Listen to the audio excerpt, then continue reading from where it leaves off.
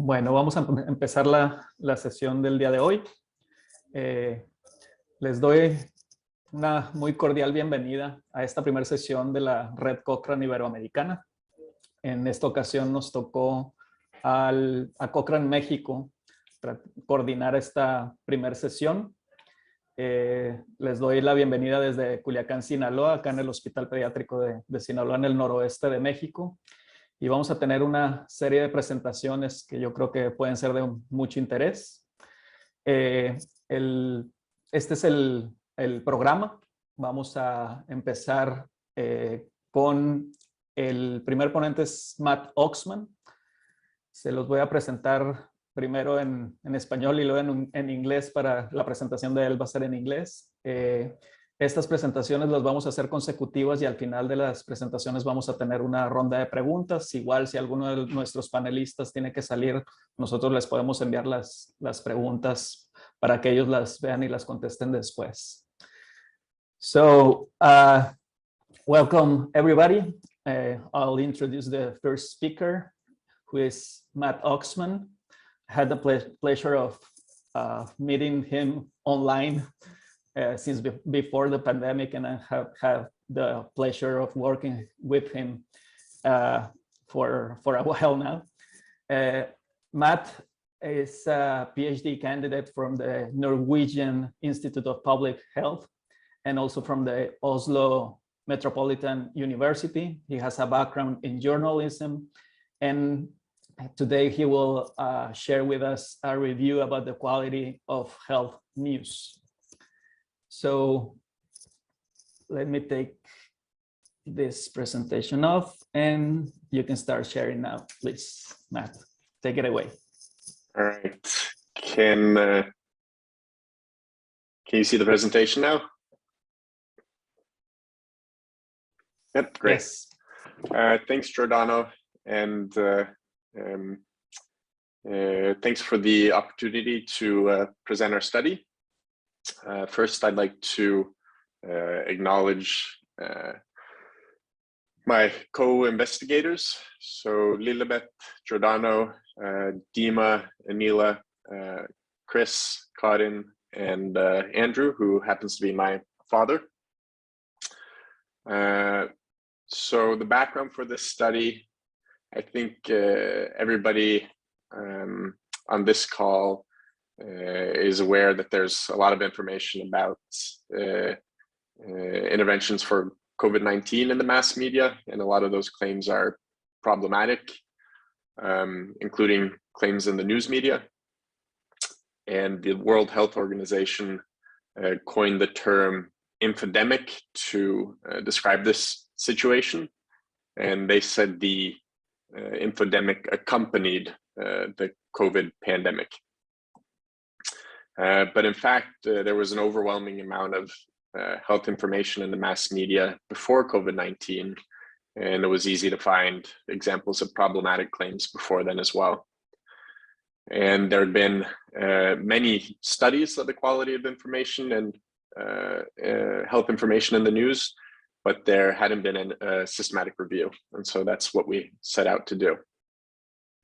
And our primary objective was to assess the quality of information in the news. And our secondary objective was to assess, map, and group the different criteria that different researchers have used to assess the quality of information in the news.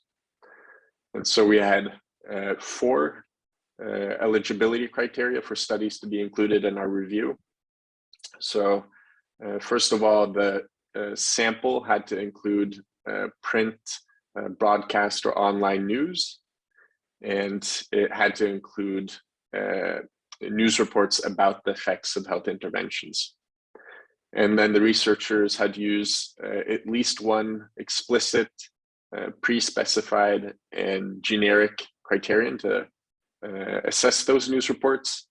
And they had to specify the sampling frame, the selection criteria, and the selection technique. And so here's an example of a study that we included by Stossen.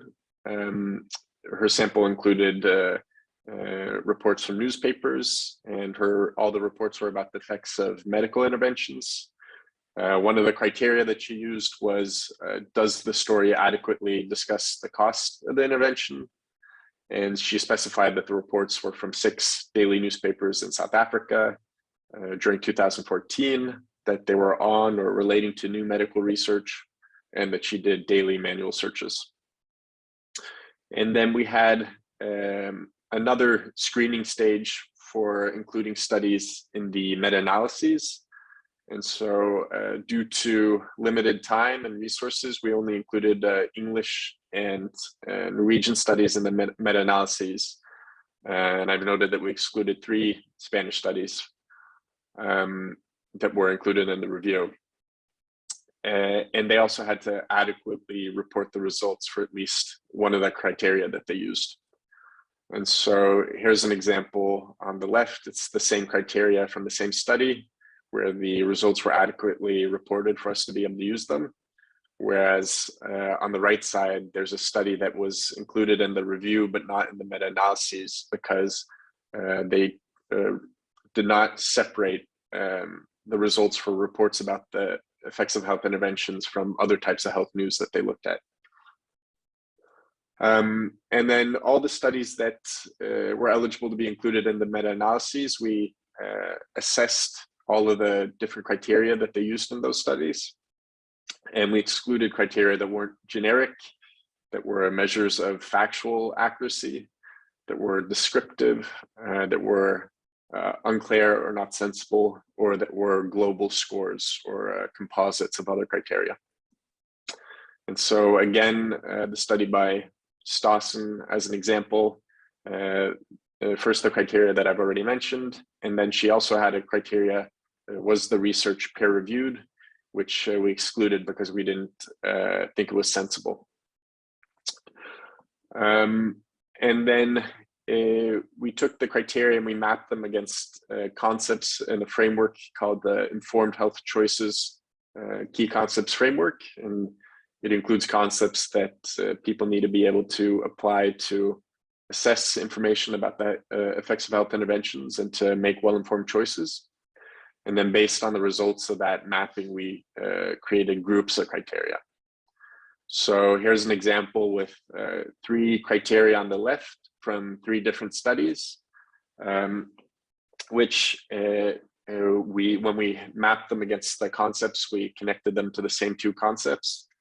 And we therefore put them in a group, which we called criteria related to associations and randomization.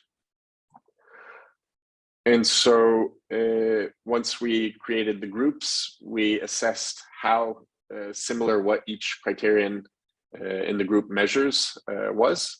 And if we thought it was similar enough, we estimated mean proportions across studies with 95% confidence intervals.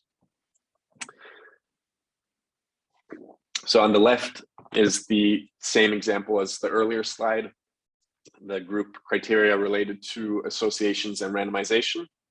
And while the criteria are clearly related, we didn't think it made sense to combine results for those criteria because what they measured was too different. Whereas the group on the right, criteria related to selective reporting, which included those 2 criteria, we thought what they measured was similar enough that it made sense to conduct a meta-analysis. We assessed the risk of detection bias by asking 3 questions. Was the criterion applied by at least 2 researchers independently? Were they blinded in terms of the journalist who wrote the report and the outlet that published the report? And does the criterion require substantial judgment? So here's the PRISMA flow diagram for our study. And so you can see we included 44 studies in the review, and we included results from 18 of those studies in the meta-analyses.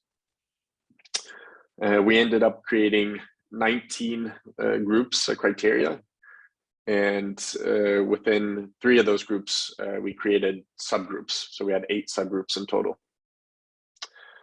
And for 5 of the main groups and 6 of the subgroups, we calculated overall estimates. So these are the 3 lowest estimates. So 17% of news reports include absolute effects based on our results. 18% mention or discuss the cost of the intervention. And 22% of reports adequately address conflicts of interest. And here are the three highest estimates. So based on our results, 97% of news reports mention at least one benefit. 93% do not selectively report statistically significant results. And 86% of reports do not commit what's called disease mongering. And here's an example of a forest plot for one of the groups where we did calculate an overall estimate. And as expected, there was a lot of heterogeneity, which is why we used a random effects model. And while in this case, there's a lot of heterogeneity, you can also see that all the individual estimates do suggest that less than half of news reports satisfy the criterion related to reporting absolute effects. Our key findings, so there have been many empirical studies of the quality of health information in the news. Researchers have used many different tools and criteria to assess the quality of information. They've assessed diverse samples of news reports. Some of the criteria that they've used are not sensible, and some important aspects of quality have been overlooked. And then there are several prevalent and important problems with the quality of information in the news, and information is often unbalanced and oversimplified. Some important limitations to our study. The results are limited to reports about the effects of health interventions. They're limited to traditional news media. We excluded studies that weren't in English or Norwegian from the meta-analyses. We did not consider which criteria were more informative, and we did not consider statistical measurement properties where those were reported. The context for our findings, there are a bunch of underlying problems in science, in public relations and journalism that can help explain problems with the quality of information in the news. There are a lot of other problems with health information in the news, and there are problems with the quality of information in other mass media sources. And this is what I think is maybe the most important point from our discussion. Putting an end to unreliable health news is a Sisyphean task, so basically an impossible and laborious task. Not to mention health misinformation from other sources. We should be helping people gain basic critical appraisal skills and decision-making skills, in addition to providing access to reliable information.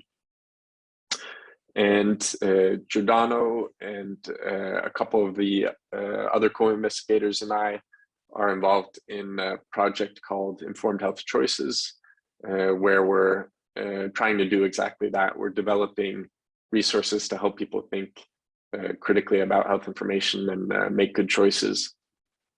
And this is a set of resources that we developed for primary school children and tested in a large randomized trial in Uganda a few years ago. And I think that's all I'm gonna say. So thanks again for the opportunity, and I'd be happy to answer any questions. Thank you, Matt. Pueden usar en el Zoom la sección de preguntas y respuestas para enviarnos las preguntas. Ahorita, en este momento, sí tenemos un par de minutos para, si quieren, enviar sobre esta interesante presentación de Matt. Y si no las pueden enviar más adelante, igual se las podemos enviar a Matt si tiene que salir.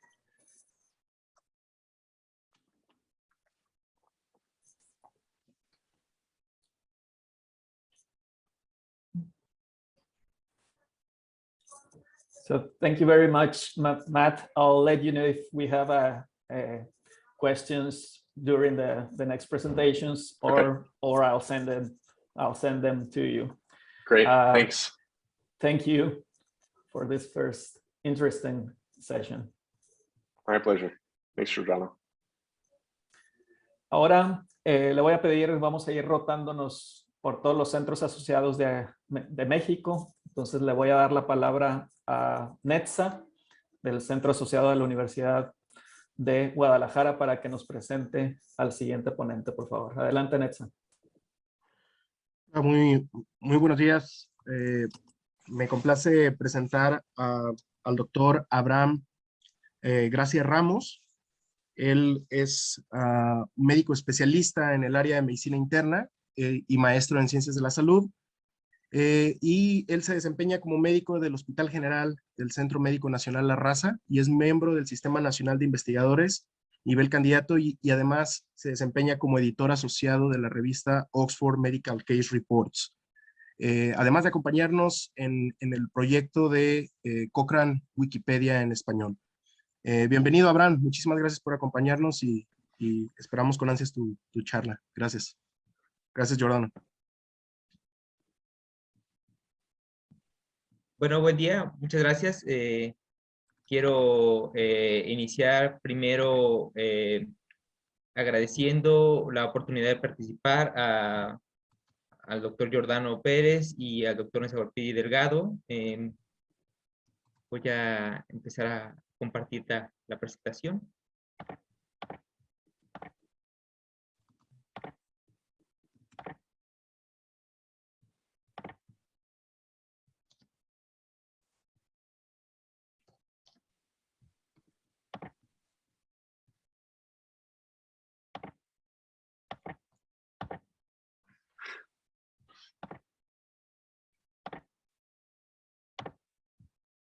Bien.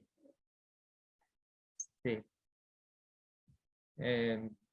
Bueno, vamos a platicar acerca de la calidad metodológica de las guías de práctica clínica en México y en América Latina.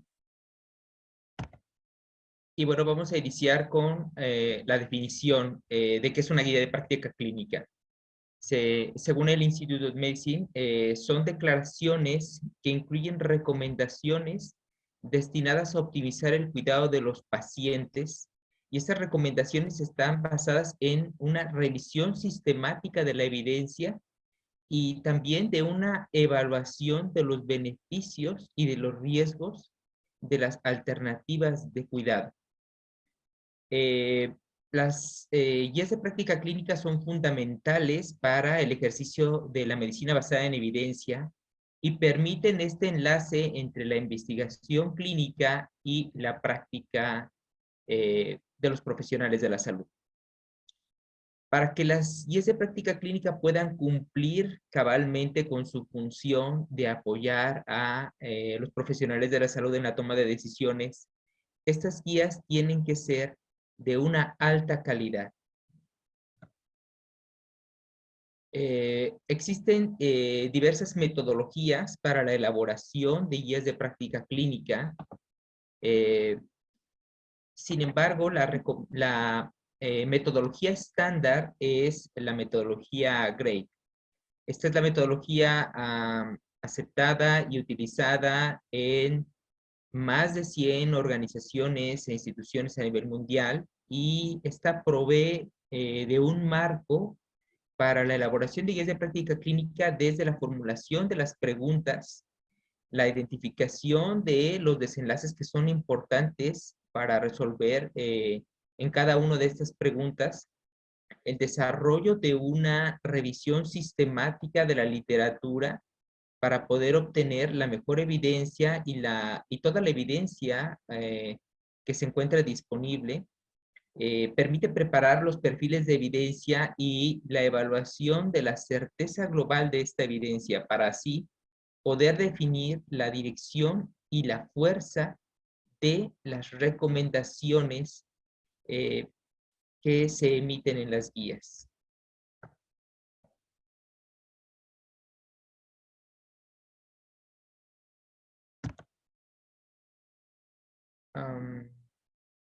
Creo que algo pasó que... ya está. Bien. Las guías de práctica clínica deben de ser evaluadas para saber si tienen una adecuada metodología, y también existen diversos instrumentos que nos permiten evaluar la calidad metodológica de las guías. Existen en la literatura más de 40 herramientas, pero la herramienta más utilizada es la herramienta Agritú, que consiste en 23 ítems que están repartidos en 6 dominios, y estos dominios permiten una evaluación global de las guías de práctica clínica, desde el alcance y el objetivo de la guía, la participación de los implicados, el rigor en la elaboración, la claridad de la presentación, su aplicabilidad y la independencia editorial. Los ítems son calificados con un puntaje que va del 1 al 7, y los dominios de la guía están calificados también en porcentaje que va del 0 al 100. Y se da también una calificación global a las guías de práctica clínica. El manual de esta herramienta no proporciona un punto de corte para que nosotros podamos decir si la guía es de alta calidad o no. Sin embargo, eso ya depende de los evaluadores, y en diversas literaturas se ha proporcionado el punto de corte de más del 60% para poder calificar una guía como de alta calidad metodológica. Otros autores son más estrictos en el punto de corte y lo sitúan en más del 75%. Y por otro lado, se considera una guía de práctica clínica para algunos autores de baja calidad si tiene un porcentaje de menos del 30%. La importancia de que las guías de práctica clínica tengan una alta calidad radica en que esto va a favorecer la credibilidad de estos documentos y la adherencia a los mismos. Así también mejora la calidad de la atención y impacta en los desenlaces clínicos para los pacientes. Esto ya está documentado en la literatura. Hay estudios que han evaluado el impacto que tienen las guías de práctica clínica de alta calidad. Y por otro lado, los problemas que se tienen si las guías de práctica clínica son de baja calidad es la introducción de sesgos a través de recomendaciones que no tienen una adecuada evaluación de la evidencia, o al momento de ser formuladas por el panel de elaboradores. Estas recomendaciones pueden ser no efectivas o incluso potencialmente dañinas, y pueden ser también difíciles de interpretar. Bien. Sabiendo entonces que las guías de práctica clínica deben de ser evaluadas para saber si tienen una adecuada elaboración metodológica, en diversas partes del mundo, incluyendo América Latina y México, se ha llevado a cabo estudios para evaluar esta calidad de las guías de práctica clínica. Y este estudio, realizado por diversos investigadores, como el doctor Luis Colunga, el doctor Giordano Pérez y el doctor Iván Flores, entre otros, evaluaron la calidad metodológica de las guías de práctica clínica publicadas entre el 2015 y el 2017, y que fueron producidas por el Centro Nacional de Excelencia Tecnológica, conocido como CENETEC aquí en México, el cual es el principal desarrollador de guías de práctica clínica en México y en América Latina. El catálogo maestro del CENETEC cuenta con más de 700 guías de práctica clínica, y lo que hicieron los investigadores en ese estudio fue evaluar la adherencia a la metodología GRADE, y también evaluar de forma global las guías con el instrumento Agritú. Lo que encontraron fue que de un total de 86 guías de práctica clínica incluidas en el estudio, la metodología GRADE se empleó en 25 de estas, pero se empleó de forma combinada en la mayoría de estas, combinando la metodología GRADE con otras, como la de Oxford o la metodología NICE. Y solamente en 5 de las guías se empleó la metodología GRADE exclusivamente. Lamentablemente ninguna de las guías cumplió con todos los dominios establecidos por la metodología GRADE. En cuanto a la evaluación con el instrumento Agri2, las guías de práctica clínica de manera global obtuvieron una baja calificación de un 16.6%. Eso las ubica como una baja calidad metodológica. Y también en cada uno de los dominios, lamentablemente ninguno de los dominios en los cuales fueron evaluadas las guías de práctica clínica, con este instrumento no alcanzaron un valor mayor al 30%. Esta situación es similar en algunos países de América Latina, como es el caso de Perú, en el que también en una evaluación llevada a cabo en 17 guías de práctica clínica en el 2016, la evaluación promedio fue del 19.5%. En otras evaluaciones que se han dado en países como Chile, Brasil o Argentina, las evaluaciones de forma global superan el 30%, pero no superan el 60%, por tanto, se consideran guías de práctica clínica de mediana calidad metodológica, aunque hay algunos dominios de estas guías que superan más del 60%, como el alcance y objetivo y la claridad de presentación en las guías de práctica clínica de Chile. Caso contrario y destacado tenemos en Colombia, donde en una evaluación de 10 guías de práctica clínica de pediatría en el 2015, la evaluación tanto global como de cada uno de los dominios de estas guías superó más del 75%. Es decir, estas guías son de alta calidad metodológica. Ahora bien, ¿qué tanto se utiliza la metodología GRADE para la elaboración de guías de práctica clínica en Latinoamérica? En este estudio se analizó la metodología que se emplea para la elaboración de guías de práctica clínica en un periodo de 10 años, de 2007 a 2017. Y aquí, en un total de 1,370 guías, se encontró que el 68% de las guías no tienen una metodología definida y en menos del 10% se utiliza la metodología GRADE. Cabe aclarar que la metodología GRADE se incorporó hasta el 2011, es a la mitad, digámoslo así, del periodo en el que se llevó a cabo este estudio, y se observa que tan pronto como emerge la metodología GRADE, se empieza a utilizar paulatinamente más en la elaboración de guías de práctica clínica.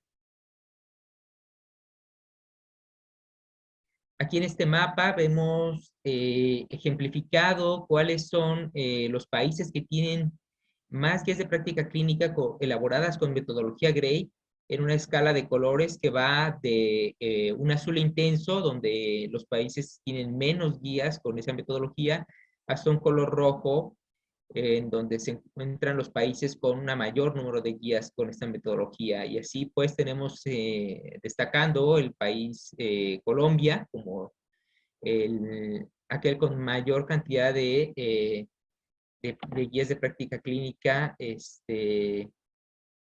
elaboradas con metodología GRADE, y de ahí sigue Perú, Chile, Argentina y Brasil.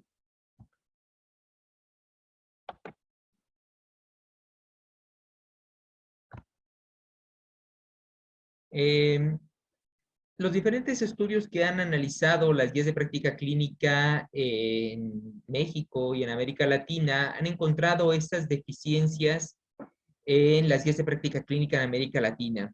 Existe en general una escasez de la transparencia, rigor u objetividad metodológica.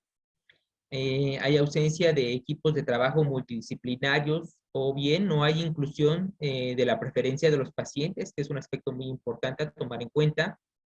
También existe una descripción inadecuada de las estrategias de búsqueda y del método de evaluación empleado, o una inadecuada formulación de recomendaciones.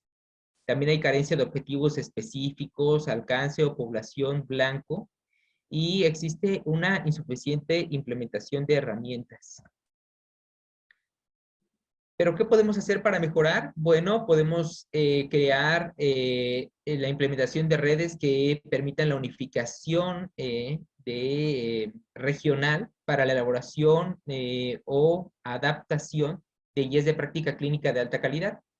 Los países de América Latina compartimos varias características sociodemográficas, económicas, de recursos que pueden favorecer la unificación de la región para la elaboración de guías de práctica clínica, ya sea de nuevo o bien la adaptación de guías de práctica clínica de alta calidad, como es el caso reciente de la guía de tromboprofilaxis que se adaptó de la Sociedad Americana de Hematología a la región de las Américas.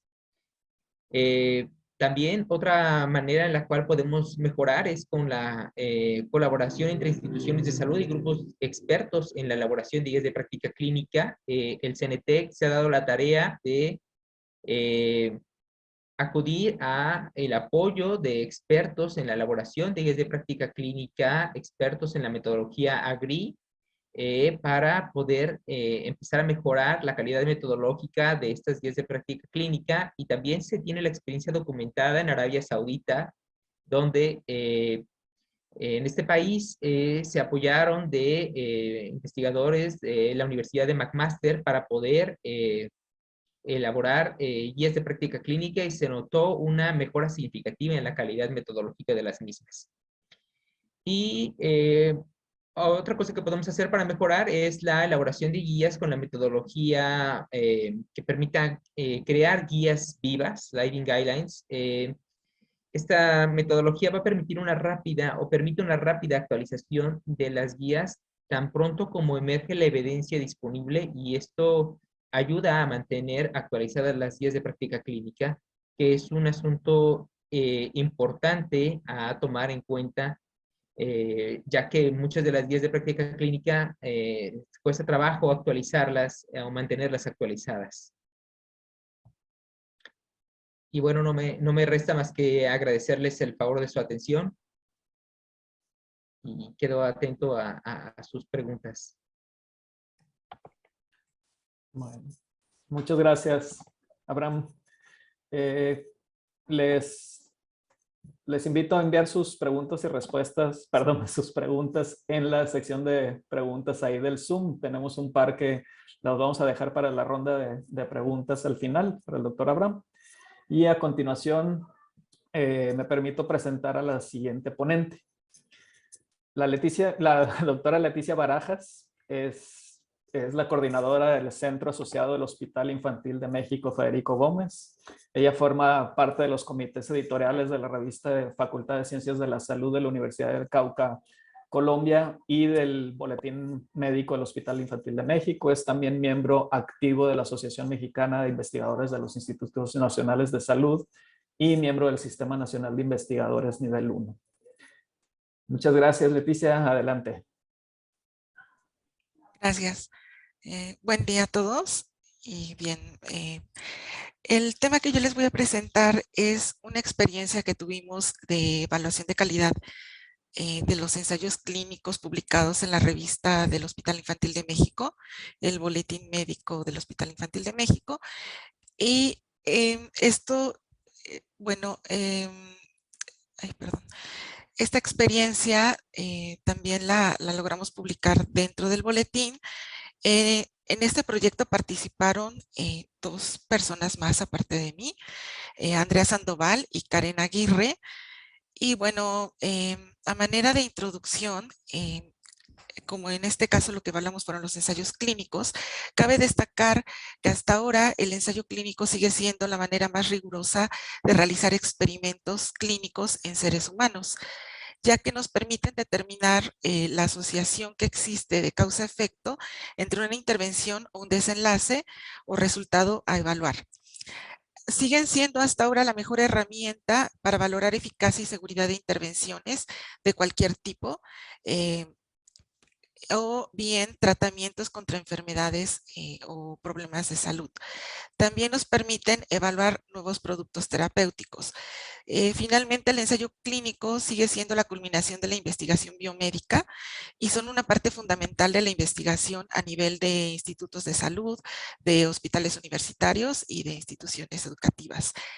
El ensayo clínico sigue siendo también la base para el desarrollo de lo que son las guías de práctica clínica y las revisiones sistemáticas. Y, sin embargo, a pesar de ello, el ensayo clínico aún depende, para que nosotros le demos un valor, depende de la calidad que estos tengan. Y esta calidad se basa en cuanto a su rigurosidad con la cual se haya desarrollado desde el punto de vista metodológico. Partiendo de esto, a través del tiempo se han desarrollado diversas iniciativas y diversas instituciones han implementado herramientas para mejorar la calidad de los ensayos clínicos. Una de estas es la declaración CONSORT, la cual surge en los años 90, aproximadamente el año 96, con la intención de establecer algunas normativas o algunos criterios que apoyen el desarrollo de los ensayos clínicos y desde el punto de vista metodológico, y establece ciertos criterios o parámetros que deberían de cumplir los reportes de los ensayos al momento que se publican. Asimismo, surgen algunas guías de buenas prácticas, las cuales también apoyan este proceso de desarrollo de los ensayos clínicos. Sin embargo, a pesar de que existen estas herramientas y de que han surgido algunas iniciativas, la evidencia también nos ha demostrado que aún sigue habiendo errores en el diseño y en el reporte de resultados de los ensayos clínicos. Todavía seguimos batallando con esta situación. Y esto se demuestra en diversos estudios que han valorado si a partir de la implementación de estas herramientas, como en este ejemplo con el CONSORT, si el implementar el CONSORT realmente mejora el reporte de los resultados o de los estudios. Aquí vemos un ejemplo, es una revisión sistemática que evaluó más de 16,000 ensayos clínicos, en los cuales tenían revistas que les habían exigido que cumplieran los criterios de CONSORT y otras que no los habían aplicado. Sin embargo, a pesar de que se pudieron desarrollar algunos metaanálisis, son más de 81 metaanálisis que evalúan la implementación y el apego a la adherencia al utilizar el CONSORT, se pudo ver que a pesar de ello, la calidad en la integración de los informes de los ensayos clínicos sigue siendo deficiente. Y esto se demuestra todavía más en algunos ejemplos que se han ido desarrollando a través del tiempo en la red Cochrane Iberoamericana, al evaluar y analizar la calidad de estudios en diferentes áreas temáticas, ¿no? Por ejemplo, tenemos algunas publicaciones de ensayos clínicos evaluados en dermatología, en neurología, en geriatría. También se han hecho evaluaciones del ámbito de la anestesiología y bueno, y en otras áreas más. Finalmente, a pesar de que existe toda esta metodología para mejorar los diseños y los reportes de los ensayos clínicos, aún seguimos viendo que no logramos llegar a un estándar en cuanto a la publicación de los reportes de estos diseños de estudio. En este contexto, lo que nosotros nos dimos cuenta para desarrollar este proyecto fue que no había formalmente un estudio en el cual se hubiesen desarrollado o analizado los ensayos clínicos en el ámbito de la pediatría. Entonces, a partir de ello, nosotros nos planteamos el analizar y el evaluar todos los ensayos que se habían publicado a lo largo del tiempo en el Boletín Médico del Hospital Infantil de México para ver qué es lo que había y qué tanto se ha mejorado el desarrollo de estos estudios, al menos en lo que es el boletín. Cabe destacar que el Hospital Infantil de México es uno de los institutos nacionales de salud en México, uno de los principales institutos, el cual surge o se vaya, se establece en el año 43, ¿sí? Al mismo tiempo, con el establecimiento del instituto, se implementa también el desarrollo del boletín médico del hospital. Por tanto, el boletín tiene una antigüedad de más de 78 años desde que se empezó a publicar. Es una publicación que se realiza de manera periódica, bimestralmente, y se publican 6 números al año. Es editado por un grupo de expertos dentro del mismo instituto, y hasta la fecha se han desarrollado 79 volúmenes de manera ininterrumpida. El boletín se encuentra indexado en diferentes bases de datos, como es EBSCO, en LILAC, Latindex, Pascal, en Cielo, y actualmente también ya se encuentra indexado nuevamente en Medline. A través de PubMed lo podemos revisar, y en Scopus. Bueno, enfocándonos ya específicamente en el proyecto del que les voy a hablar, el objetivo fue evaluar y describir de manera sistemática todos los ensayos clínicos publicados en el Boletín Médico del Hospital. Para este efecto, lo que hicimos fue revisar todas las bases de datos, la base de datos electrónica de la Bibliohemeroteca del Hospital Infantil de México, y a su vez también revisamos todo lo que fue la revista en el sitio web de la misma. Se revisaron número por número, volumen por volumen, y el proceso fue desde título, abstract y parte de lo que es la metodología de los estudios individuales para poderlos seleccionar. Se consideraron como estudios elegibles aquellos estudios que eran experimentales, en donde se habían evaluado 2 o más intervenciones en seres humanos, que eran prospectivos, en donde se hubiese planeado el estudio de manera preliminar, que fueran comparativos, que hubiera comparación entre las intervenciones implementadas, no importaba si fueran aleatorizados o sin aleatorizar, y en donde las intervenciones podían ser de cualquier tipo, farmacológicas, quirúrgicas, diagnósticas, pronósticas o incluso educativas o organizativas. Excluimos aquellos estudios que eran cuasi experimentales, protocolos o incluso cartas de editores o estudios de publicaciones secundarias de ensayos clínicos. Dentro del proceso del proyecto también realizamos la evaluación de la calidad metodológica de los ensayos clínicos mediante la herramienta de riesgo de sesgo, de Cochrane, en donde consideramos únicamente 5 ítems o 5 de los criterios principales que contempla Cochrane, que principalmente tomaba en cuenta lo que era la secuencia de la generación de la secuencia, la ocultación de la asignación, el cegamiento, y bueno, si había algún otro tipo de sesgo con respecto a datos incompletos. Y clasificamos los estudios por disciplinas, por áreas temáticas, por especialidades médicas e incluso por tipo de enfermedades, de acuerdo a la clasificación internacional de enfermedades con el CIE-10. Bueno, ¿qué fue lo que identificamos?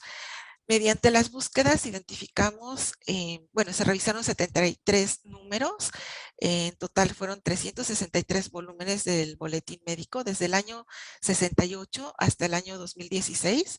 En total revisamos 48 años de publicación del boletín, en donde se encontraron 4.900 artículos originales publicados, de los cuales únicamente el 1% correspondía a ensayos clínicos. Es decir, de 4.900 artículos, únicamente 67 documentos eran ensayos clínicos controlados. De estos, el mayor porcentaje, el 94%, fueron publicados o eran desarrollados en el contexto nacional, es decir, aquí en México, y únicamente un porcentaje del 6% fueron publicados en otros países, específicamente en países de América Latina. Y también lo que pudimos ver es que la mayoría de los estudios de los ensayos clínicos que identificamos se desarrollaban en un tercer nivel de atención sanitaria. Todos fueron desarrollados en poblaciones pediátricas, principalmente en lactantes y escolares. Y aquí vemos también que el mayor porcentaje de publicación de ensayos clínicos se dio entre el año 93 y el año 2002, que es cuando más se identificaron estudios. Aquí cabe destacar también que el Boletín Médico del Hospital Infantil de México desde hace algunos años ha sido una revista de referencia a nivel de América Latina, por lo cual también es una de las relevancias que tenía este proyecto. Otra de las cosas que pudimos identificar en los estudios de los ensayos clínicos que se publicaron en el boletín es que en su mayoría los autores eran hombres, los autores principales, y un muy bajo porcentaje eran mujeres. La mayoría de los estudios se enfocaron en áreas médicas.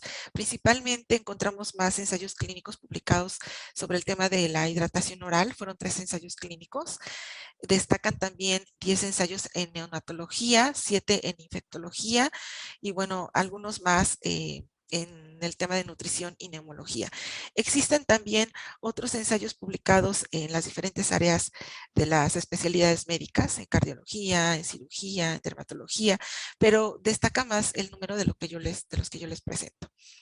En cuanto al tipo de enfermedades o de condiciones que contemplaron los ensayos, destacaban aquellos que se realizaron en enfermedades infecciosas y parasitarias.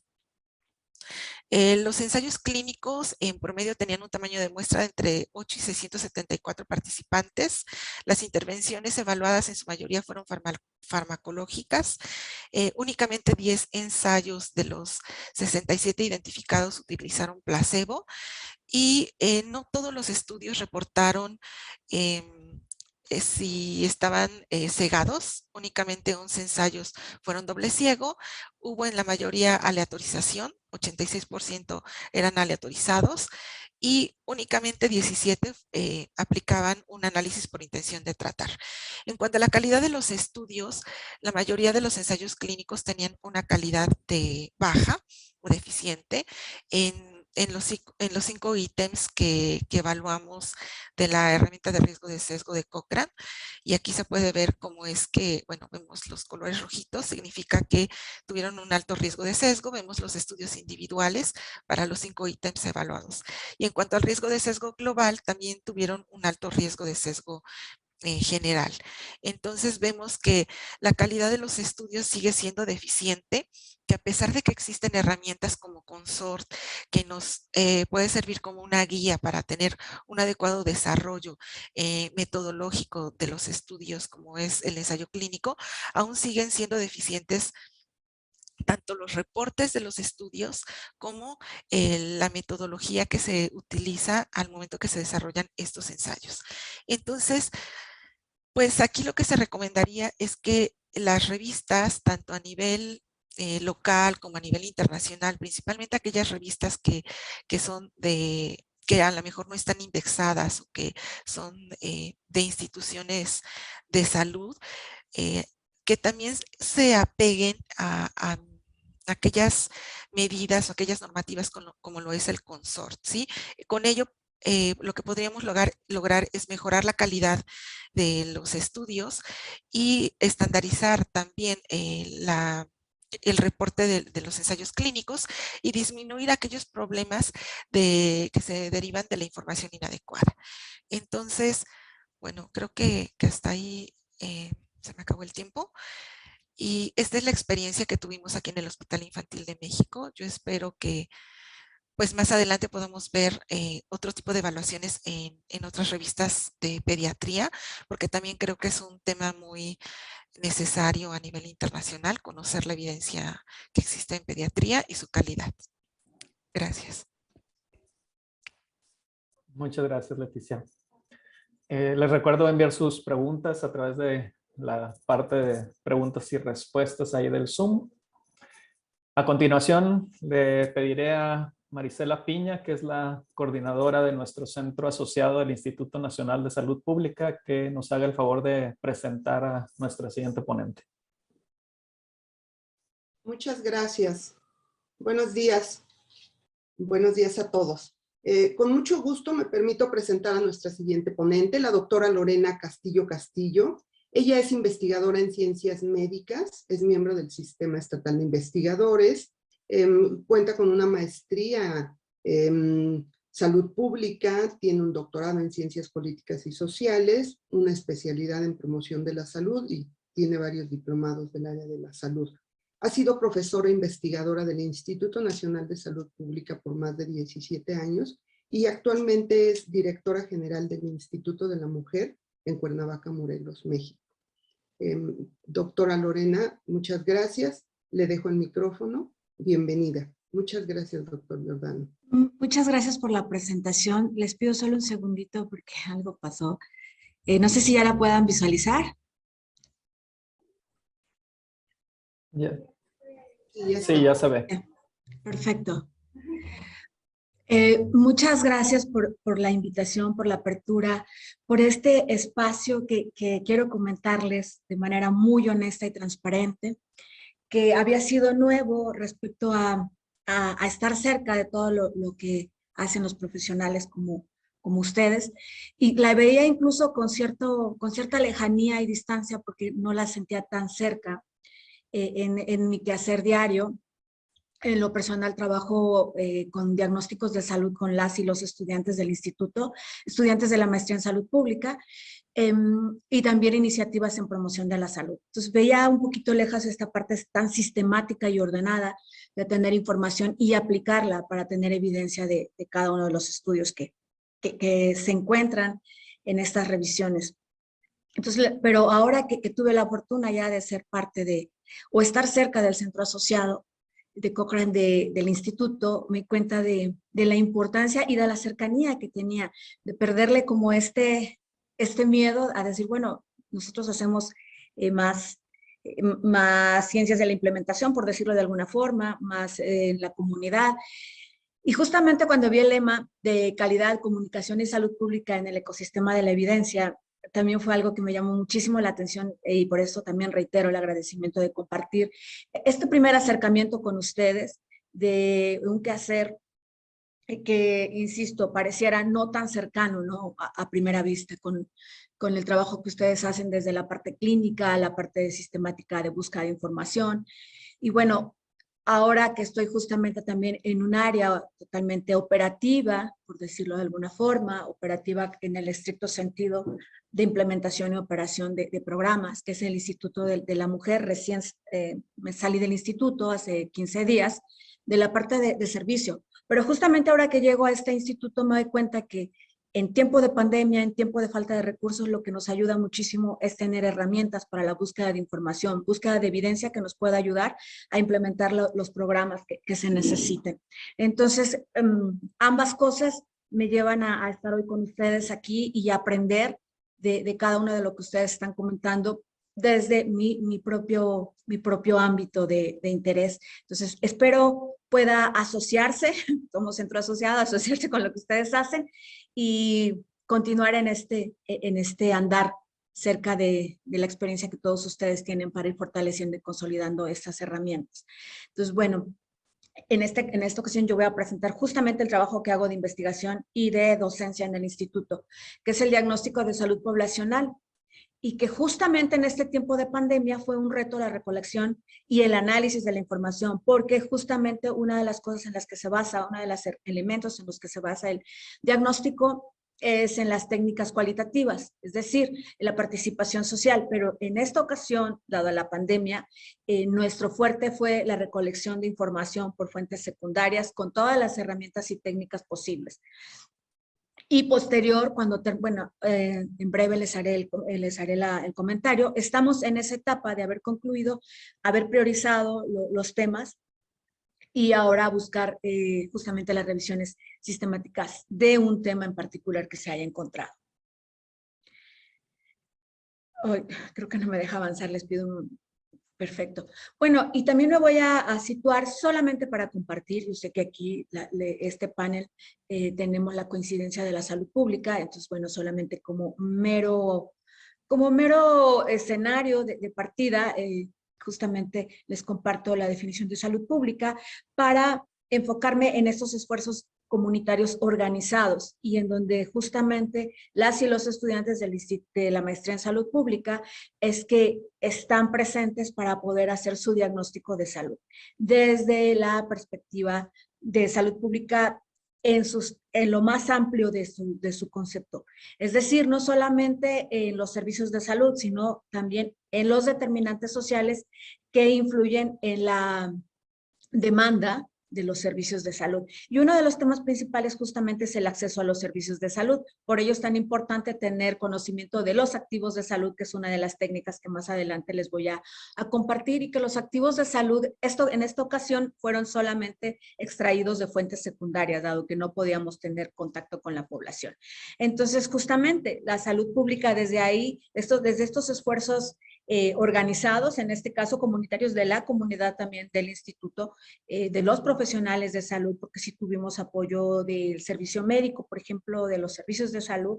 Desde ahí partimos, organizando estos esfuerzos, sistematizando esta información que tenían para que realmente pudiéramos explorar y conocer cómo estaban los escenarios de la población en la que estábamos.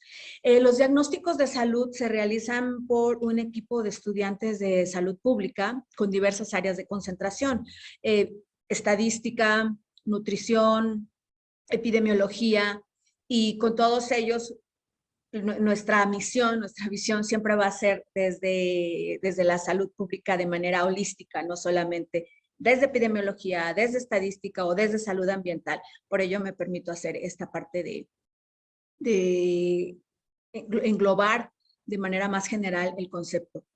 Entonces, bueno, justamente les compartí ahora que desde la salud pública, desde varias perspectivas, desde el campo de conocimiento con el personal de epidemiología, desde la respuesta social organizada para conocer los programas y servicios con los y las estudiantes de administración en salud, y también con salud ambiental para conocer justamente cómo están nuestros entornos desde el ámbito de salud ambiental. Y bueno, justamente para aterrizar desde el concepto de salud pública, llegamos a las funciones de salud pública. De las funciones esenciales, el monitoreo y evaluación de la salud y el bienestar, la equidad, los determinantes sociales de la salud y el desempeño e impacto de los sistemas de salud es una de nuestras guías, es justamente uno de los preceptos que cumple el diagnóstico de salud. Por ello, insisto que es tan importante tener un correcto uso de datos, porque la evaluación es la única forma que nosotros tenemos de corroborar efectivamente cuál es la situación de salud de una población y cumplir con esta función esencial. Y justamente el hacernos de información, y sobre todo en estos tiempos de pandemia, la única información que podíamos tener era de fuentes secundarias. Y una correcta búsqueda es lo que nos hacía tener mayor certeza y hacer más robusta y consistente nuestra evaluación. También es bien importante justamente que te encuentras en esta parte de búsqueda de información. Tenemos muchas fuentes y no sabemos hacer estas búsquedas porque no sabemos justamente, las mismas cifras se contraponen, sobre todo cuando hacemos diagnósticos comunitarios, porque es tan pequeño quizá la comunidad que solamente la manejan de manera estatal o jurisdiccional. Entonces, justamente esta parte de búsqueda es tan importante para tener la certeza que de los datos que estamos nosotros comparando para hacer esta evaluación, emitiendo estos juicios de valor, son los correctos. Y estas herramientas de búsqueda de información, búsquedas bibliográficas, son lo que nos ayuda muchísimo a centrarnos y a tener la información correcta. Y bueno, otras de las funciones es promoción y gestión de la investigación en conocimiento y ámbito de la salud, participación y movilización social e inclusión de actores estratégicos. Y aquí es donde la calidad de la información y la comunicación efectiva justamente juegan un papel fundamental en el fortalecimiento de las competencias de los recursos humanos para la salud, que eso es una de las funciones del diagnóstico, además de hacernos de información para hacerla llegar a los tomadores de decisiones, para reorientar los servicios, fortalecer los programas, es justamente también el desarrollar capital humano para que se incorporen en estas tareas de fortalecimiento del sistema de salud. Y bueno, gestión y promoción de las intervenciones sobre los determinantes sociales. Justamente la 11, esta función esencial 11, es en donde estamos ahora incursionando, pero ya con las herramientas de una revisión o con las bondades de una revisión sistemática, cuando ya se encontró el tema priorizado. Y es ahí donde también estamos trabajando mucho con la doctora Marisela para tener temas específicos en en la búsqueda de información y con ello también fortalecer los recursos humanos. Bueno, las funciones esenciales que les compartí son las que tradicionalmente conocíamos. Ahora, con todo este tema de actualización de información, actualización también de nuestros cuadros de capital humano y de nuestra perspectiva también de la misma salud pública, se han incorporado algunas otras funciones. Me permito compartir de acuerdo a la OPS, algunos que se han incorporado, como es investigación y gestión del conocimiento, que creo que es fundamental justamente para el tema que hoy nos ocupa aquí, de la forma en que encontramos la información y cómo la transferimos. O sea, esta evidencia que se está comentando desde los ensayos clínicos, toda la información que nos han compartido, cómo realmente se lleva a los tomadores de decisiones y estos a la población. Y no quede solamente en letra muerta, sino realmente la evidencia está sirviendo para tomar decisiones. Y bueno, el diagnóstico, insisto, solamente estas láminas de conceptualización es solamente para estar en un mismo escenario en el momento de compartirles este tema. Todos ustedes ya tienen la información. Justamente el diagnóstico de salud es una de las herramientas por excelencia para conocer la situación de salud, para medir problemas, para evaluar necesidades y proponer también soluciones. Entonces, bueno, el que tenemos tradicionalmente las definiciones de PNOD y que es justamente conocer y analizar la situación de salud. En esta ocasión no traigo la diferencia con ASIS, que también es una de las herramientas. Me centro solamente en el diagnóstico de salud porque se acuñó justamente en el Instituto Nacional de Salud Pública el diagnóstico integral de salud poblacional, que hace diferente o un poquito más profundo y amplio el diagnóstico que tradicionalmente conocíamos, el diagnóstico situacional de salud, que sí abordaba los temas de recursos, los temas de capital humano, temas epidemiológicos, pero creo que no estaba tan engranado, por decirlo de alguna forma, no se triangulaba como lo propone el diagnóstico integral de salud poblacional, que es una de las propuestas que se ha manejado o de las ya no sería propuesta de los programas que se ha manejado para que todo salubrista pueda fortalecer sus competencias profesionales en campo y pueda ser un instrumento integrador de todas las competencias que se ven desde determinantes sociales, derechos humanos, en salud, en métodos cualitativos, métodos cuantitativos, es decir, conceptual, teórica y metodológicamente en este diagnóstico es como se pueden cómo está el engranaje, por decirlo de alguna forma. Entonces, la diferencia de conocer la situación de salud con el diagnóstico tradicional es que aquí se abordan los tres grandes rubros, pero insisto, de manera holística, los determinantes sociales, riesgos y daños y la respuesta social organizada. Y posterior a ello se hace la priorización. Entonces se entrega un informe completo a la comunidad donde se hizo y con la que se hizo el diagnóstico y a los tomadores y tomadoras de decisiones. Y bueno, justamente aquí vemos esta triada que les comparto, los determinantes, las condiciones de salud, serían los riesgos y daños, y la respuesta social organizada. Entonces, es un círculo virtuoso el que siempre está actuando entre sí para que podamos tener la situación de salud actualizada. Porque diagnósticos, la mayoría de localidades, incluso más pequeñas, tiene. Siempre que haya un médico, incluso pasante, que es una de las actividades que le solicitan, pues bueno, entonces todo lo tienen. Pero por lo regular siempre lo hacen solamente de los servicios de salud, es decir, de la población que acude a los servicios de salud. Pero no tenemos, por ejemplo, de IMSS, ISSSTE, SEDENA, Pemex, del sector privado. Y aquí la bondad es que ambos, por ejemplo, sector privado y sector público, convergen para conocer la situación de salud, es decir, para saber dónde se atienden, con qué recursos cuentan. Entonces, esta forma más amplia, integral de ver la atención, la situación de salud de una población, creo que es una de las bondades del diagnóstico, y para ello es fundamental contar con información veraz y oportuna. Es por ello que reitero mucho la importancia de conocer cómo obtener y cómo robustecer y hacer más confiable la información que tenemos, porque, por ejemplo, de consultorios privados, de médicos tradicionales, de esta respuesta social para atender problemas de salud o temas de salud, no está por escrito, no está registrada, hay subregistros o no hay registros. Entonces,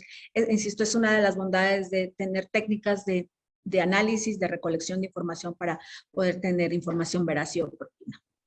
Y bueno, rápidamente, el objeto de estudio de este diagnóstico es la situación de salud. Como les comenté, sus componentes son estos 3 grandes rubros. Y bueno, se puede hacer estatal, nacional, regional, municipal o comunitario. Justamente donde más nos encontramos con problemas de información es en el local comunitario. Pero eso hace todavía mucho más interesante y mucho más rico estos diagnósticos, porque son de acción inmediata. Cuando terminamos hacemos recomendaciones a nivel, dependiendo del nivel que toque, recomendaciones reales y objetivas. En los determinantes sociales siempre encontramos el problema de, no sé, de pobreza, de rezago. No podemos hacer una recomendación de abatir la pobreza, sí, pero ¿cómo? Entonces, siempre hay recomendaciones factibles. La factibilidad también es un papel fundamental. E insisto, solamente con información veraz puedes dar una recomendación factible y pertinente. Entonces, bueno, en la metodología se hace la recolección. En breve les paso rápidamente cuál es los pasos en que llevamos este diagnóstico, pero bueno, las técnicas de investigación siempre son quanti y quali. Las cuantitativas son encuestas o incluso censos cuando las comunidades son menores de 2.500, cuestionarios para cuando hacemos encuestas, listas de chequeo, revisiones bibliográficas. En las cualitativas, que son muy ricas por la interacción con la población, están los grupos focales, aproximación fenomenológica. No hemos llegado todavía como tal a la fenomenología, pero sí hay una aproximación, observación participante, marchas exploratorias y activos en salud. Todos estos, incluso ahora con la pandemia, los hemos podido hacer de manera virtual, excepto las marchas exploratorias, que han sido, de alguna manera son las que más reconocen los factores de riesgo de la población, pero también sus activos en salud, reconocidos por la misma población y por los mismos actores que pueden dar respuesta a esa problemática que se identifique en estos recorridos. Y bueno, la información es recolectada con criterio multidisciplinario, desde que están 6, 7 estudiantes con diferente formación, hay médicos, nutriólogos, psicólogos, antropólogos. Desde ese momento, la recolección y análisis ya tiene también su propio plus, su propio activo, por decirlo así, ¿no? Y también es intersectorial porque vamos con todos los sectores educativos, de seguridad pública, de desarrollo agropecuario, o sea, no solamente de salud, ahí convergen todos los elementos que tienen que ver e influyen sobre determinantes sociales. Entonces, para esa descripción de riesgos y daños es fundamental esto, justamente, saber dónde viven, cómo viven, qué tienen para poder sobrevivir, incluso cómo aman, cómo se desarrollan en su mismo espacio. Y bueno, el diagnóstico es justamente su secuencia, se identifica y se formula el problema. El problema es que no conocemos la situación de salud. Vamos después con el diseño de investigación, la obtención de información, análisis de datos e interpretación de resultados e informe de resultados y conclusiones. Entonces, aquí justamente, cuando ya terminamos toda la recolección de información, vamos a la triangulación de información, tanto de métodos quali como de métodos quanti. Se priorizan los problemas y aquí es donde se enfoca la atención de tema priorizada y es donde estamos proponiendo y donde ya se está empezando a hacer las revisiones sistemáticas de un tema. Y bueno, después viene el procesamiento de datos, la transformación de datos. No sé si todavía tenga tiempo, pero ya trato de ir rápida. Gracias. Y la propuesta metodológica en este tiempo de pandemia para resolver, porque una vez que ya se hizo el diagnóstico de salud, que ya tiene el tema priorizado, se propone a las y los estudiantes que su tema de tesis sea justamente uno de los temas priorizados. Es una propuesta que muchos estudiantes siguen porque ya tienen prácticamente la mitad de camino andado con los antecedentes y la información que tienen del diagnóstico que hicieron de la localidad, incluso del tema que quieren trabajar. Entonces, ahí es donde estamos haciendo la propuesta de hacer revisiones sistematizadas del tema priorizado con la metodología de las revisiones. Y así los vamos adentrando también a las y los estudiantes a este campo, que no lo conocen. La mayoría no lo conoce, incluso investigadoras e investigadores están adentrándose y es una herramienta que justamente ahora podemos aprovechar que no estamos tan bien en campo y quizá cuando esté en campo también. Pero bueno, hoy por hoy es lo que estamos proponiendo. Entonces, podemos hacer estas caminatas exploratorias tener los activos de salud y cartografía virtual, también para complementar la parte quali, pero para nosotros es fundamental entrar ya en la etapa de las revisiones, ¿no? Y bueno, el nivel de análisis que también lo hace diferente a los diagnósticos ya conocidos, que es descriptivo, explicativo, pronóstico y evaluativo. Como salubristas es fundamental la parte de pronóstico. ¿Qué va a suceder si no se atiende ese tema? ¿Qué pasaría si no hay una resolución o una atención? En ellos, bueno, nos basamos en los principios básicos de la salud pública, y el DIS, finalmente, para cerrar, pues va a ser o tiene el objetivo de conocer la situación de salud actualizada, insisto, porque en papel hay muchísima, pero hoy por hoy se hace fundamental actualizarla, sobre todo con la situación que tenemos ahora de una pandemia que es cambiante, incluso en la misma percepción de la población. Por ello, insisto que me llama mucho la atención cuando decía comunicación, porque creo que también al hacer este diagnóstico, emitir las recomendaciones y las conclusiones, es fundamental saber cómo podemos manejar los temas que se encontraron, cómo tener un respeto por la percepción de la población de un tema que hoy por hoy es el que en los últimos 2 años, obviamente, salió a relucir y salió de una manera que hay que atender, porque es comunicación en crisis, que es COVID. Entonces creo que estos temas de tener comunicación y calidad en la misma es fundamental, y tener información con evidencia para la toma de decisiones y para la misma conceptualización de la población de un tema tan importante. Entonces, de manera general sería lo que les tengo que compartir. Muchas gracias. Bueno, muchas gracias. A continuación, le pediré al doctor Norberto Chávez, de nuestro centro asociado de la Fundación Médica Sur, que presente a nuestro siguiente ponente. Sí, ¿qué tal? Buen día. A continuación, le vamos a pedir al doctor Donatio Barrientos, quien es doctor en epidemiología por la Universidad de Texas, es miembro del Sistema Nacional de Investigadores Nivel 3 y actualmente funge como director del Centro de Investigación en Salud Poblacional aquí en el Instituto Nacional de Salud Pública en la Ciudad de México, que nos hable de metaanálisis de proporciones. Muchas gracias, Donatio, y te dejo los micrófonos. Muchas gracias, Norberto, y muy buenos días a todas y a todos. Primero que nada, agradecerles desde luego la oportunidad de presentar y también el espacio que le han abierto a nuestro instituto. Me da mucho gusto saludar a Lorena, que estaba por aquí hace un momento. Bien, el día de hoy quisiera dedicar este pequeño espacio a invitarlos a profundizar, a conocer más acerca de metaanálisis de proporciones. Yo llevo ya un rato trabajando con metaanálisis y creo que hasta hace muy poquito tiempo me había enfocado en metaanálisis de asociaciones, ¿no? De razones de momios o odds ratio, dependiendo de dónde estén. Y recientemente justo empecé a trabajar más con metaanálisis de proporciones y me pareció de verdad un tema muy, muy útil, muy interesante y muy práctico. Entonces, yo creo que la primera cosa por donde se puede empezar es explicando, desde luego, o recordando que las proporciones son medidas de interés en salud. Creo que muchas veces las utilizamos más como medios descriptivos, pero sin duda son de un valor enorme, ¿no? Sin duda, me parece que lo que vendrá a su mente cuando digo proporción será este término que utilizamos muchísimo, que es la prevalencia, pero también hay otras proporciones que son de mucho interés, como podría ser la incidencia acumulada a lo largo de un periodo.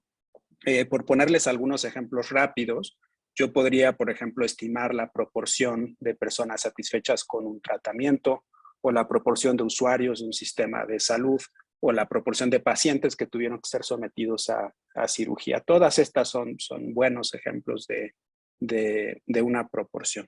Ahora, una cosa interesante es que en general, cuando hacemos metaanálisis, en la enorme mayoría de los casos, estamos partiendo de un ensayo clínico aleatorizado que va a tener como medida básica de información o de efecto justamente estas medidas de asociación, ¿no? Dependiendo del diseño será desde luego un riesgo relativo, una razón de momios, una diferencia de riesgos. Si en lugar de usar un ensayo clínico nos vamos a una corte o a un estudio de casos y controles. Pero bueno, al final estas medidas siempre están contrastando dos grupos, mientras que la prevalencia o la incidencia acumulada o la proporción que estén utilizando no va a ser necesariamente eso. Entonces, un recordatorio muy rápido, nada más para que estemos todos ubicados. Una proporción es de forma muy sencilla un número que está representando una parte de un todo. Es decir, necesariamente el numerador tiene que estar contenido dentro del denominador. Y eso hace entonces que, digamos, las proporciones siempre estén limitadas entre un valor 0 y un valor 1, donde 0 es que pues el numerador no, digamos, no hay nada en el numerador, y 1 es que todo el denominador está en el numerador. Bien, bueno, entonces las utilizamos todos los días y un recordatorio rápido es justamente que los porcentajes son proporciones que están estandarizadas a 100. Entonces, un par de ejemplos más, la prevalencia de diabetes, que es el total de personas con diabetes en un momento y lugar específico, entre el total de personas que viven en ese momento y en ese lugar. O también la proporción de usuarios de cinturón de seguridad, que sería el total de personas que utilizan el cinturón entre el total de personas que manejan o que están, digamos, dentro de un automóvil en un momento dado. Bueno, entonces, dicho todo eso, creo que la pregunta importante es entender por qué nos podría interesar hacer un metaanálisis de proporciones. Y yo creo que hay dos razones principales que se relacionan, digamos, con estimaciones en el tiempo y también con estimaciones, digamos, en el espacio, es decir, diferencias de lugares o diferencias geográficas. Entonces, por ejemplo, yo podría medir la misma proporción varias veces en el tiempo, y si yo mido una proporción varias veces en el tiempo, refiriéndome desde luego a la misma unidad de análisis, tengo varias opciones para poder estimar el promedio. De la misma manera, o bueno, vamos a decirle, digamos, el efecto global, ¿no? Si queremos llevarlo un poco a la manera en la que hablamos de los estudios de asociación. Ahora, también una proporción podría ser medida en distintos lugares, ¿no? Podríamos medir en diferentes estados, en diferentes municipios, podría medir en un hospital, en una escuela, y de nuevo tendría varias opciones, varias herramientas para poder estimar un promedio. Desde luego que una pregunta clave aquí es qué es lo que estoy tratando de representar en términos de ese promedio. Bien, entonces déjenme ponerles algunos ejemplos rapiditos, ¿no? Si quisiera hacer, por ejemplo, proporciones en el tiempo, mi pregunta de investigación podría ser estimar la proporción de usuarios de aspirina profiláctica en un hospital a lo largo del año. Entonces yo podría seleccionar un hospital, voy a asumir que ese hospital tiene un flujo constante de pacientes, es decir, que ven el mismo número de pacientes cada día o cada mes a lo largo del año, y que yo realizo una encuesta aleatoria a los usuarios y que esa encuesta se realiza una vez cada 3 meses. Ahora, una cosa importante es que, como siempre nos pasa, nuestra capacidad de levantar esos datos es variable en el tiempo y a veces hay más personal y a veces hay menos. Y entonces termino, digamos, con una encuesta que en la primera ocasión son solamente 10 personas, la segunda son 200, luego 100 y luego 20. Entonces, verán que si yo tengo estos datos, tengo un montón de opciones para poder analizarlas. Por ejemplo, yo podría hacer un análisis utilizando los datos individuales, si los tengo a la mano, y mezclar, digamos, a todas estas 330 personas en un pool de análisis, y podría incluso utilizar modelos multilevel para poder ajustar, digamos, por algún nivel de nidación que fuera importante. O podría simplemente hacer un promedio simple, por ejemplo, dándole el mismo peso a las 4 encuestas, a pesar de que tengan diferente precisión. O podría ser un promedio ponderado, ¿no? Donde le doy más peso a la encuesta que tenga un mayor número de participantes. Podría irme un poquito más adelante y entonces hacer un metaanálisis donde utilizar un modelo de efecto fijo, digamos, utilizando el inverso de la varianza, y yo lo que tendría entonces es mayor peso a mayor precisión. Esto sería, digamos, bastante similar al promedio ponderado. Entonces, hasta aquí creo que bien, creo que todo el mundo puede entender muy bien, digamos, cuál sería el objeto de hacer esto, y además creo relativamente fácil de ver que cada una de estas estimaciones nos está llevando a un lugar diferente en términos de lo que representa y lo que significa. Podría ser el mismo ejercicio, pero ahora considerando diferencias en el espacio, ¿no? Por ejemplo, estimar la proporción de usuarios de aspirina profiláctica, pero en una red de hospitales. Ya no es en el tiempo, ahora es más una comparación entre hospitales. Entonces yo podría tener, por ejemplo, 6 hospitales que atienden a un número distinto de pacientes, hago la misma encuesta con la misma metodología, puedo utilizar el mismo tamaño de muestra, puedo tener tamaños de muestra variables, y cada hospital realiza la encuesta una sola vez. Entonces, de nuevo, si tengo los datos, puedo hacer un análisis individual, puedo hacer promedios simples, puedo hacer promedios ponderados, o también podría hacer un metaanálisis de efecto fijo, dándole más peso a la estimación más precisa. Entonces, yo creo que hasta aquí todo bien. Ahora, si tengo todas esas opciones, ¿cuál sería la ventaja de utilizar metaanálisis? Es decir, ¿para qué complicarme? Yo pienso que si tienen datos que están generados de forma estandarizada o y además están disponibles a nivel individual, utilizar metaanálisis tendrá pocas ventajas, aunque le veo de todas maneras algunas, ¿no? Porque podrías utilizar algunas de las herramientas de metaanálisis para poder analizar o visualizar las proporciones de diferentes maneras, ¿no? Por ejemplo, las herramientas con las que contamos ahora te permiten hacer análisis por subgrupos muy rápidamente y hacerlos además visibles de una forma muy agradable, ¿no? Utilizando un forest plot. Pero, ¿qué pasaría si tuvieras pequeñas diferencias en los métodos, por ejemplo, de obtención de los datos o de generación de los datos, o si tuvieras solo información secundaria? Es decir, que tuvieras, digamos, los promedios, digamos, las proporciones, y tuvieras las Ns con las que se generaron esas proporciones. Entonces, en ese momento, un metaanálisis podría ser una muy buena herramienta para resolver la estimación. Cuando digo pequeñas diferencias, me refiero desde luego a variaciones que conceptualmente sean aceptables en el proceso de obtención de datos. Si empiezas a mezclar cosas que son muy diferentes, vas a tener desde luego un desastre de resultado. Pero bueno, supongamos que después de analizar esto desde el punto de vista metodológico, te parece que las cosas que estás midiendo y la forma en las que las estás midiendo son relativamente comparables, pero existe cierta heterogeneidad en los métodos. Y como recordarán, justo el metaanálisis está muy bien preparado para manejar heterogeneidad. O la otra cosa que podría ocurrir es que tuvieras diferentes características en las unidades de observación, por ejemplo, hospitales privados versus públicos, y entonces hubiera mucho interés en hacer esta estimación comparativa entre estos grupos, estos subgrupos, que de nuevo el metaanálisis puede manejar muy bien.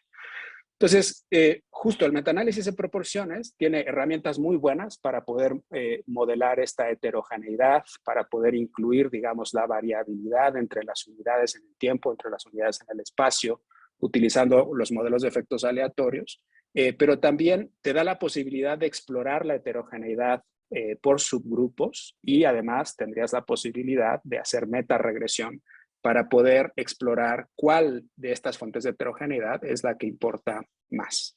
Entonces, déjenme ponerles un ejemplo muy rápido. Les recomiendo mucho leer este artículo. Les puse ahí abajo la referencia en grande para que lo puedan buscar. Es un artículo de Colpani y colaboradores sobre la prevalencia de VPH en Brasil.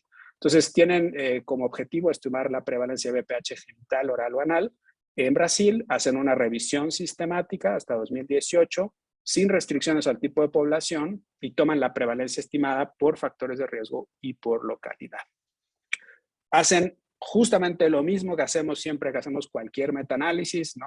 Tienen ahí su diagrama prisma para poder ver cómo fueron identificando los estudios, por qué proceso de exclusión e inclusión pasaron, y nos dan, digamos, toda la película de cuál fue el proceso de la revisión sistemática. Y luego, posteriormente, nos empiezan ya a mostrar estos forest plots para poder ver cuánta variabilidad hay en la prevalencia de acuerdo a cada uno de estos estudios. Digamos, es el diagrama inicial donde están la enorme mayoría de los estudios, y luego en la parte de abajo van a ver que tienen una estimación que corresponde al modelo de efecto fijo, y luego el modelo de efectos aleatorios. Una cosa, desde luego, muy interesante es que una vez que ellos ya tienen esta base de datos armada, pueden empezar a explorar con bastante velocidad las diferencias por subgrupos, ¿no? Entonces, aquí, por ejemplo, ya se están enfocando en poblaciones que tienen características que los hacen estar en alto riesgo de tener una prevalencia elevada de VPH, y de nuevo te permite ver la heterogeneidad de forma muy, muy rápida, los tamaños de muestra, las prevalencias, y también tener estas estimaciones de efecto fijo, efecto aleatorio. Y en su caso ellos también incluyeron el intervalo de predicción. Muy bien. Entonces, esto tiene desde luego varias ventajas, ¿no? Digamos, con la misma base de datos, en el mismo esfuerzo, pudieron hacer estimaciones por tipo de población, por tipo de VPH, ¿no? Donde tú puedes tener, por ejemplo, todos los VPHs de alto riesgo y luego separarlos en 16 y 18, por localización anatómica, por región geográfica en el país, y poder ir explorando justo estas fuentes de heterogeneidad y hacer estimaciones específicas para cada subgrupo de forma muy, muy eficiente.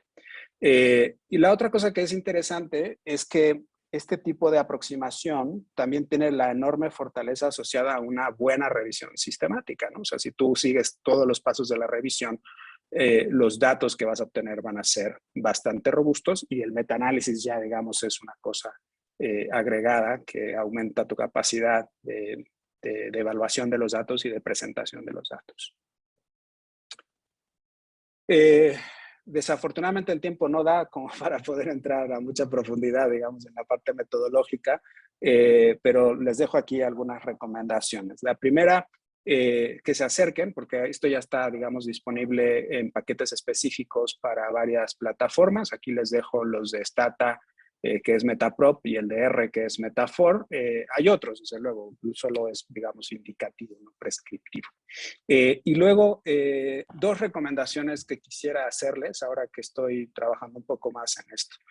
La primera es que es importante que conozcan a profundidad el método que están utilizando, y van a tener que tomar la decisión de transformar sus proporciones, porque cuando las proporciones están muy cerca a 0 o a 1, van a tener problemas de estimación de la varianza. Entonces, hay por lo menos dos transformaciones que son muy comunes: logística y doble arcoseno, que usualmente están ya integradas dentro de los programas. Y la segunda cosa que les recomiendo es que piensen con mucho cuidado cuando estén utilizando estudios poblacionales, porque cuando se utilizan datos de prevalencia de los estudios poblacionales, las varianzas no son estimables directamente del tamaño de muestra, como lo harías, por ejemplo, en un ensayo clínico aleatorizado. En los estudios poblacionales, tú tienes que utilizar muestreo complejo, y ese muestreo complejo habitualmente incluye un efecto de diseño que modifica la varianza, y eso va a complicar la estimación. Bueno, yo me voy a quedar aquí. Les agradezco mucho la atención y les dejo estas lecturas recomendadas. Se las puse, digamos, en orden de facilidad. Y los dos últimos, el de Nyaga y el de Big Power, son recomendaciones para utilizar los programas específicos. Si tienen más interés en la parte de cálculo, matemática, les recomiendo mucho el paper de Barendrecht. Buen día. Muy bien, muchísimas gracias, doctor Barrientos. Ya estamos sobre el tiempo, pero no me quiero despedir sin agradecer primero a los ponentes, pero sí quisiera hacer al menos una pregunta para cada uno de los ponentes de las que están en el foro. El resto, si pudieran contactar directamente o nos contactan y nosotros se las enviamos a los ponentes. Entonces, la primera dirigida para el doctor Abraham es de Raquel González. Dice: quisiera saber por qué cree él que institutos de renombre como el que él menciona en México crea o genera guías de baja calidad. ¿Es porque usan otras normas o porque no consideran a GREAT como algo determinante o por interés de la industria farmacéutica? Gracias. Abraham. Sí, bueno, es una situación complicada. Lamentablemente se requiere de un grado de experiencia y de conocimiento para la generación de guías de práctica clínica que va muy de la mano de gente ya experimentada en la elaboración de estas y que pueden hacer que se generen guías de alta calidad. En México, a pesar de que el Centro Nacional de Excelencia Tecnológica tiene ya casi 2 décadas elaborando guías de práctica clínica, lamentablemente la metodología no ha sido de manera adecuada aplicada. Y es principalmente ese el origen por el cual no se han generado guías de alta calidad. No es un problema exclusivo de México, es un problema prácticamente en todo el mundo. Y se está aprendiendo en eso, se está aprendiendo en aplicar adecuadas metodologías para la elaboración de guías de práctica clínica de mejor calidad. Pero es principalmente ese el problema, el que a pesar de que se tiene un camino ya recorrido, la aplicación de metodología no es la correcta, ¿no? No tiene nada que ver con el uso, y factores como la industria farmacéutica o algo así. Muy bien, muchas gracias. Carlos Jiménez pregunta a Leticia, ¿cuáles son los desafíos y responsabilidades que deben asumir los comités editoriales de las revistas en salud y los comités de ética para la investigación, para garantizar la calidad y la reducción del riesgo de sesgo de la investigación en general y particularmente para los ensayos clínicos? Hola. Bien, bueno, realmente es un reto muy grande el que tienen las revistas, los comités editoriales, dado que se requiere de revisores que tengan la suficiente formación o conocimiento con respecto a lo que es el diseño, la metodología del diseño de los ensayos clínicos. Lo ideal sería que se apeguen a normativas o a declaraciones como lo que es CONSORT o algunas otras herramientas, establecer estándares. Y también lo que se puede hacer, que esto no le corresponde tanto a los comités editoriales, sino un poco a lo mejor a las instituciones de salud o a las instituciones de investigación, viene siendo el establecer a lo mejor grupos de apoyo, grupos de trabajo, en donde a los autores, porque no siempre los autores son investigadores o se dedican a hacer investigación, muchas veces son clínicos o gente que se dedica al área educativa. Entonces, lo recomendable sería tal vez establecer grupos de apoyo para investigación clínica o incluso desde el punto de vista ético a nivel de instituciones. Aquí en el Hospital Infantil de México, de hecho, tenemos un área de apoyo clínico, bueno, de investigación clínica, y también nosotros participamos muchas veces apoyando desde el punto de vista metodológico a los clínicos durante el proceso de desarrollo de sus diseños de estudios. Entonces, probablemente lo que se puede hacer es eso, ¿no? Ir cimentando áreas específicas para ir apoyando el mejor desarrollo de los estudios, ir monitorizando también cómo es este proceso, si están registrados, si no están registrados, o si se apegan a ciertas normativas. Pero yo creo que debemos ir más allá de lo que son los comités editoriales. Y esto tendría que ser desde el desarrollo de estos proyectos, ¿no? El desafío aún sigue siendo grande. Aquí vemos el ejemplo en una revista nacional. Son muchos años los que se revisaron. Sin embargo, si nos vamos a la literatura internacional o en otros países, también sigue habiendo estas deficiencias. Entonces es un desafío para todos, no nada más para los comités editoriales o los comités de ética. Gracias. Muchas gracias. Estrella Palacios pregunta al doctor Tonatiuh, ¿en qué caso se debe decidir realizar un metaanálisis de proporciones en vez de metaanalizar RR o R, diferencia estandarizada de medias? ¿Qué ventajas adicionales tiene realizar metaanálisis de proporciones? Y de acuerdo a ello, ¿sería recomendable? Claro, gracias, Estrella. Mira, creo que por encima de todo, la diferencia está en la naturaleza del número que estás tratando de resumir. Cuando tú utilizas riesgo relativo, odds ratio o una diferencia de medias, todas esas, digamos, son estimaciones que están comparando dos grupos, ¿no? Entonces, tú, por ejemplo, tienes el riesgo de las personas que recibieron una vacuna, el riesgo de las personas que no la recibieron, y lo que están haciendo todas estas medidas es comparar de manera relativa, como el riesgo relativo o en el OR, o de forma directa si, por ejemplo, estuvieras midiendo anticuerpos, ¿no?, entre los dos grupos y calcularas una diferencia de medias. Fíjate que en el caso del metaanálisis de proporciones, no estamos haciendo una comparación entre los grupos. Lo único que estamos haciendo es tomar el número de personas digamos, de un grupo definido que están experimentando un evento, como la prevalencia de diabetes. Entonces, creo que la diferencia principal está en la naturaleza del número. Ahora, ¿vale la pena hacer metaanálisis versus, por ejemplo, hacer un promedio simple o un promedio ponderado? Creo que eso va a depender por encima de todo de lo que sepas acerca de los datos con los que estás trabajando. Si tú piensas que esos datos son muy heterogéneos, yo te recomendaría pensar en utilizar metaanálisis simplemente porque es una herramienta más flexible que otras de las opciones que podrías utilizar. Gracias. Bueno, muchísimas gracias a todos los panelistas, a todos los ponentes y coordinadores de la red Cochrane mexicana, o más bien de Cochrane México y los centros asociados Cochrane. Espero que las sesiones hayan sido de su agrado y que les sean útiles.